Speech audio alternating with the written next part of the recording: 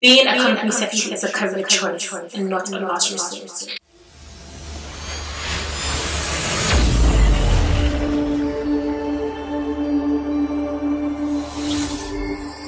Hi guys, and welcome back to my channel. I'm MiraaSpeaks, for those of you who don't know. For those of you who've been subscribed to me, yo, you're the real MVPs. For those of you who have to subscribe, guys, it's actually free. Can you just please take a minute, just click the subscribe button and also click the notification button to get any videos that I'm going to be posting. Thank you all so much for your love on my previous videos. As I mentioned in those videos and in the one before this, it was a difficult video for me to film, but I'm so glad that I did it for you guys, just because I didn't want to come back onto YouTube just I've been away, and yeah, but actually a lot of you resonated with what I experienced, and I sympathize with you, and I just hope that we can learn and grow. Feel free to drop me any questions or send me any questions to my Instagram or to Twitter. You can also send me an email at MiraaSpeaks@gmail.com, and hopefully I'll do my best to respond to you. I'm back today with a Q&A about my industry, because you guys had so many questions to ask me while I was away, and it's only right that I come back and do this for you. So I've put them into my notes, and then I will go through these. I also had some questions on Instagram, which I have also put in a picture. Well, I took a screenshot of it, so I will do that. So if you want to know what people ask me, or you want to know more about my industry, then let's carry on watching. I had a few questions, so there they are. And the first one was, how long did it take you to qualify? So it took me 2.5 years to qualify, to get my chartered status. And the reason for that was because I failed one exam. So that set me back 6 months, basically, because you can only do 2 seatings in a year, though you can take 2 exams. I did one each, and then I failed one. So again, if I failed it, say November, I have to wait till June to take that exam, so it sets you back 6 months. What was your favorite and least favorite exam topics? So finance was my least favorite, only because I'm not good at maths. Numbers, it's not my forte. Give me a book and I'll read that and give you the sort of comprehensive answer, but numbers, and the subject I actually enjoyed 2. I enjoyed corporate governance, and I also enjoyed CSP, which is company secretarial practice. And I think that the reason why I enjoyed the latter was because I was already in industry when I took that, so a lot of it was very much transferring my practical knowledge into academic, which was quite nice. The third question is, how long have you been in industry? October 2020 will be 6 years, and August 2020 will be 2 years since I qualified, so post-qualification. Did you study and work to qualify, and if so, how did you do that? How did you find it? Yes, I studied and worked full-time. It was one of the most difficult things I've done, but I'm very proud that I've accomplished that. I did do a video on that, so I'll link that somewhere up here, and I urge you to take a look at that. Yeah, it was difficult. I would say that before you embark on studying and working, definitely be sure that it's something you want to do, for sure, because with that you would have a little bit more determination and passion to see it through. There were times where I felt like giving up, yes, but I pulled through because I knew what the end goal was for me, and I'm glad that I've done it now, because it's one of the things that hovers over you when you're looking for a role, or when you're being classified in terms of even salary bracket and things like that. So, oh yeah, she's qualified, so let's up that a little bit. It definitely shows itself in other areas. So I'm glad and proud that I did it, and I studied and worked. I also got a question of somebody asking me, did I do the Masters? So hopefully that answers that question. No, I didn't do the Masters.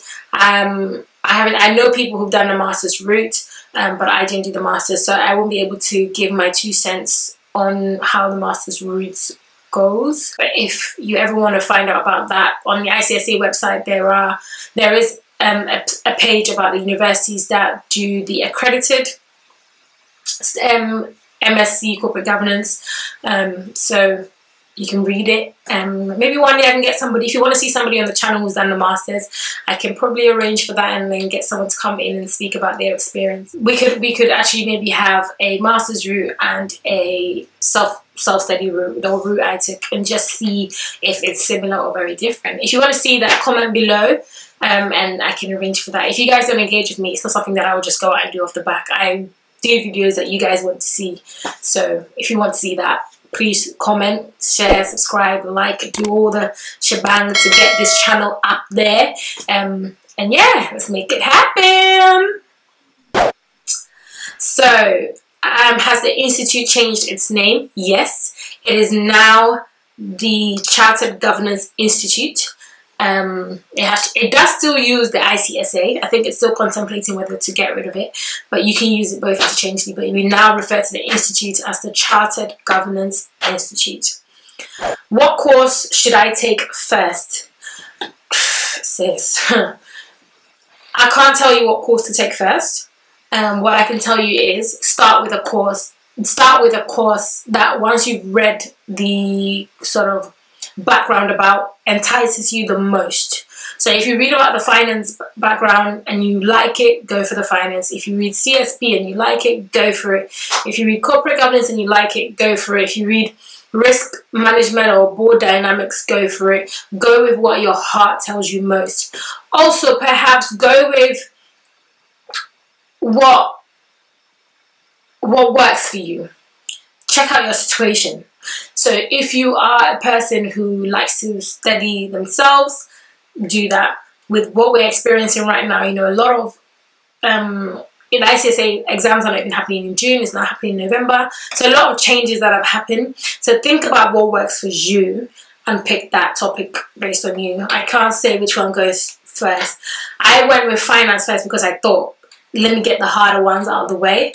I passed one, failed one. Hey, you live, you learn. It's up to you. I honestly can't say how you should do it. But yeah. Have you taken another ICSA course? Have you taken it? No, I haven't taken any other ICSA course yet. I am considering some, but I haven't taken anything ever since I did my chartered secretarial. That was it. Didn't do anything else. Congratulations, I saw you were recognized as a Governor's Hot 100. Yes, I was, and I'm very proud. Yay! I'm learning to accept and acknowledge my accomplishments, something I'm not good at. I've been told that I don't know how to pat myself on the back, so I'm trying to do that now. So yes, I was recognized for the social impact category. So basically making YouTube videos, speaking at university, speaking on panels and all these things, where I was recognized for the social impact category. Thank you guys so much for your support. Thank you to whoever is watching this, and you probably nominated me. I don't know who did, but yeah, thank you so much. I really appreciate it, and you know, that also gave me sort of the confidence to really come back again, because I thought to myself, like, I really have something to give here. I don't know what it is yet, and I don't really know where God's going to take me, but I probably have something here that I'll be a fool not to look into. And yeah, it's because it sits on my heart. I wake up, you know, even though it looks like I didn't film, I didn't do anything, obviously my brain, everything couldn't function at the time, but it was something that was, you know, always on my mind, always on my heart, to always come back. When I remember speaking at a panel and someone said to me, oh my God, like, you know, you don't do videos anyway. I'm like, yeah, I'm coming back. But in my heart, I'm like, I don't even know I'm coming back. Like, don't know. So thank you guys so much. And your support, your continuous engagement would really push me and give me the urge to really come and deliver to you guys. So please be sure to subscribe, comment, share, like, and follow me on all my social media platforms, and keep me engaged, and I'll definitely try and deliver for you guys. What's the next steps after qualifying? So it depends. If you're already in industry, then hey, move on, maybe look to move up. If you may be Cosec assistant, you might want to move up to an assistant, or I mean, not to focus too much on titles, but perhaps looking at taking on more responsibility within your organization. You know, again, so excuse me, let me drink a bit of my green tea. I hope you guys have water. Stay hydrated, guys. And stay safe too. So if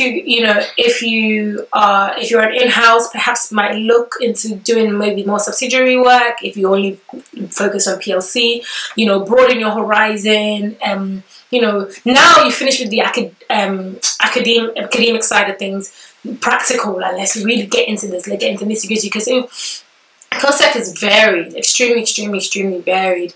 So yeah, I will definitely say try and get your hands into other things and into other areas as well. Because I was in professional services and then I moved in-house. So yeah. So I'm gonna now go into Instagram, where you guys also asked some questions. So someone said, "Hey Mira, how are you? I found your channel a little while ago and I have a quick question. In terms of your day-to-day, what are your hours like now as a full-time qualified chartered secretary? Are you often in the office very, very late?" And this question might be for somebody perhaps who has kids or has this question. The way I answered the person was, it all depends on your company. A lot of companies are very focused on well-being right now, although sometimes that goes out the window. Let's face it, well-being sometimes doesn't mean anything. However, I'm the sort of person where if Monday, Tuesday I stay at work till 8, best believe Thursday I'm going home exactly 5. Like, I would give and take where I feel is necessary for me. But most companies, work differently. So it is something that this is a question that you probably should ask at interview stage. Maybe second stage, not first stage, second stage, just to say what the hours like, what's the culture like. You use the culture question to link into the well-being, just so that it's something that is really important to you. You don't get into a job and then you're told that, look, you have solely depends on your employer more than your actual qualification or your actual role as a Cosec. But then there are some times that, yes, you will stay late. Perhaps if board papers are going out. Sometimes, some departments have to wait to the last minute for the final numbers or papers to get to you. So you may have to stay late to make sure those papers are uploaded to your specific board portal software, or however you do within your organisation. And that may mean that you may have to be in the office till late. And again, the higher up you go, there are sometimes you do have to work so late. A lot of organisations now are also moving towards working from home. And now with this pandemic that we find ourselves in, best believe that a lot of us are going to work from home. Definitely now going forward. A lot of companies are going to figure out, oh, you know what, this is actually more easy. Let's cut down on how much we pay for property and let people work from home. Who knows?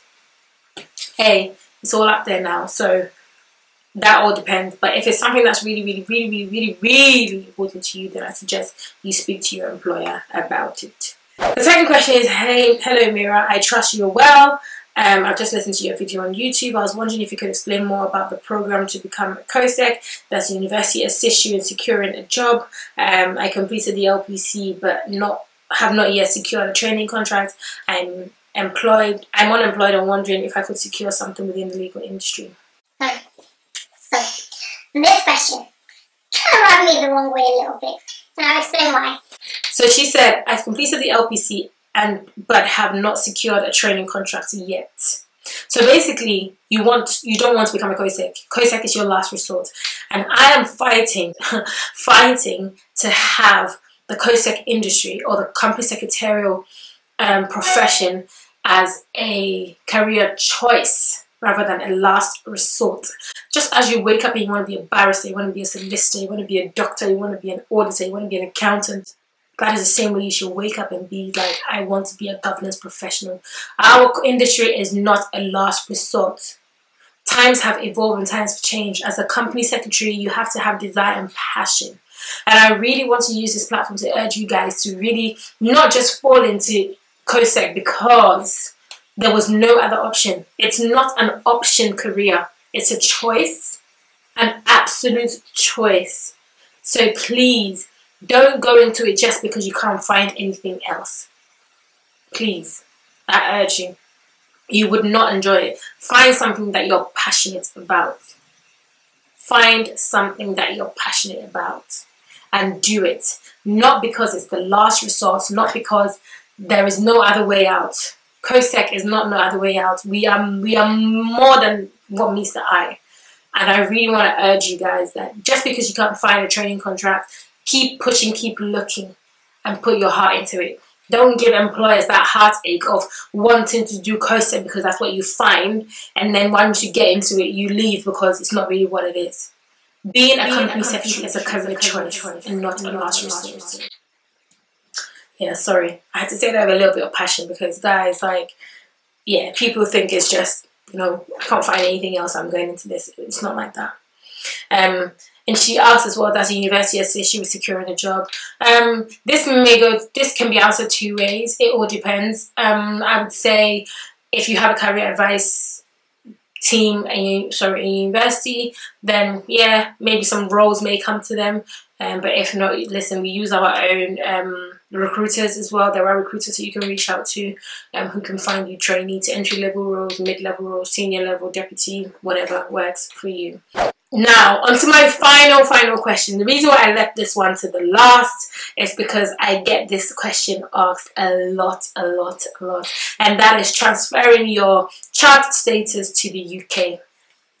Listen, I ain't no expert, and I've been chasing the ICSI to give me an answer. I finally got something, and I've been told, don't shoot the messenger. I've been told that if you're transferring from anywhere outside of the UK, and don't quote me, maybe Canada, so Canada can come in and work in the UK, likewise UK can work in Canada, but if you're coming from anywhere else, you do have to do 3 more qualifications here, which I'm not sure which ones, I'm not going to mention. You have to speak to the ICSA for this information to be able to attain the chartered qualification here. If you have done any of this before and you are aware, please enlighten us and comment below how you went about changing or merging your qualification, or you know, however you did.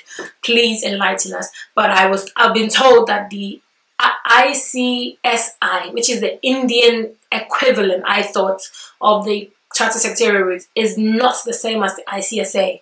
So to transfer from India, for instance, to the UK, you do have to do 3 exams to sort of migrate or intertwine the qualification that you have. Which, you know, when I look at it, I'm just like, the ICSA is an internationally recognized qualification. But so I should be able to get up and go anywhere. Well, the way it works apparently is I can get up and go and work anywhere. But if you work anywhere outside, if you qualified anywhere outside of the UK and Canada, and you come over to the UK, you do have to do a few more to fast track you and just blend you into the system somehow.